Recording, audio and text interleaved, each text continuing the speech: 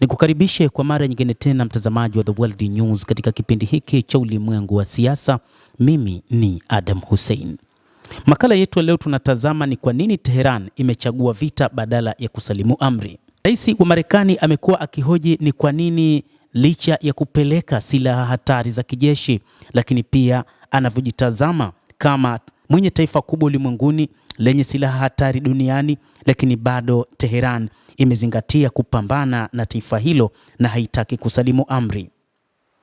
Kuendelea kuongezeka kwa wanajeshi wa Marekani katika eneo la Mashariki ya Kati sasa kunaonekana tena kama onyo tu, bali kama maandalizi halisi ya hatua za kijeshi. Kuwasili kwa kundi la mashambulizi ya manowari ya kivita ya meli ya USS Abraham Lincoln karibu na Iran tayari ni tukio kubwa. Manowari nyingine ya kivita ya USS Gerald Ford inaonekana hivi karibuni karibu na mlango bahari wa Gibraltar na inaelekea mashariki kusaidia operation. Marekani pia imependekeza chaguzi kadhaa za kijeshi na imeelekeza vifaa vingine vya kijeshi katika eneo hilo. Hatua hizi zinaweza kuwa ni njia za kuimarisha diplomasia, lakini pia zinaweza kuashiria kuwa mazungumzo yasiyokuwa ya moja kwa moja kati ya Tehran na Washington yamekwama, na hatua za kijeshi zinaweza kufuata iwapo hakuna upande utakaobadilisha msimamo wake. Hali hii inaleta swali muhimu: kwa nini viongozi wa Iran angalau hadharani wanaonekana kupinga jeshi lenye nguvu zaidi duniani pamoja na mshirika wake mkuu katika Mashariki ya Kati? Jibu linapatikana katika masharti ambayo Washington imeweka kwa ajili ya mazungumzo. Kwa mtazamo wa Tehran, masharti haya si ya mazungumzo bali ni ya kuitaka isalimu amri.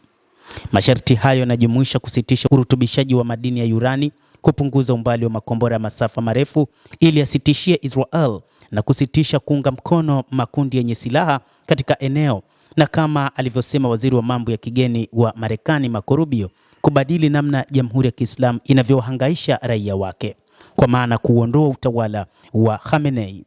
Kwa viongozi wa Iran, haya si mambo madogo ya sera bali ni nguzo kuu za usalama wa taifa.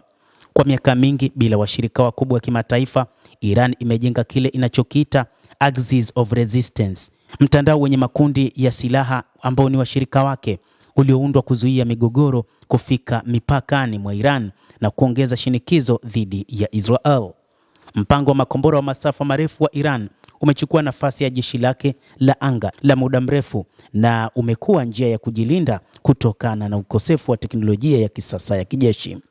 Mpango wa nyuklia, ingawa unasemwa kuwa ni wa amani, unaonekana na wengi kama njia ya kujikinga dhidi ya vitisho. Hata kama hawatengenezi silaha za nyuklia, uwezo wa kurutubisha urani uliofikia karibia 60% unaipa Irani uwezo wa msingi wa kutengeneza silaha hizo haraka endapo itaamua kufanya hivyo.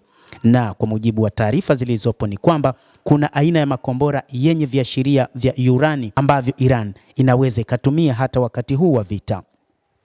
Kadhalika inadaiwa kwamba inaweza ikachukua wiki 4 tu kwa Iran kutengeneza makombora ya nyuklia endapo itaamua kufanya hivyo.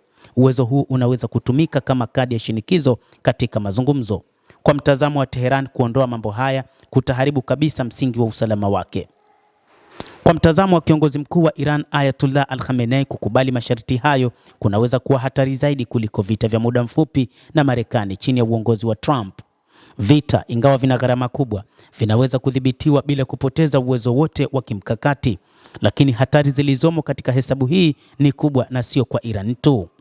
Shambulio lolote la Marekani linaweza kuwalenga viongozi wakuu wa Iran mapema. Ikiwa Khamenei angeuawa, si tu kwamba utawala wake wa zaidi ya miaka 30 ungeisha, bali pia mpito wa uongozi ungeweza kuendelea na kazi wakati huo nyeti. Mashambulizi dhidi ya kikosi cha walinzi wa mapinduzi ya Kiislamu IRGC na vyombo vingine vya usalama vinaweza kudhoofisha mfumo wa serikali, hasa baada ya kurejesha udhibiti kufuatia ukandamizaji mkali wa maandamano ya hivi karibuni.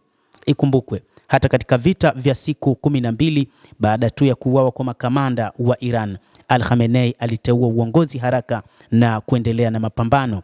Na hata kwa sasa hivi inadaiwa pia kwamba Tehran imeshateua viongozi wa kuchukua nafasi endapo moja kati ya viongozi ama wa kijeshi ama wa kisiasa watauawa wakati wa vita kati ya Marekani na nchi hiyo ya Iran. Tehran inaweza kudhani kuwa Marekani itazingatia tu kudhoofisha mipango yake ya nyuklia na makombora. Kutopiga hesabu vizuri kuhusu malengo, muda au matokeo ya kisiasa kunaweza kupanua mzozo huu. Shinikizo la kiuchumi linafanya hali hii kuwa hatari zaidi.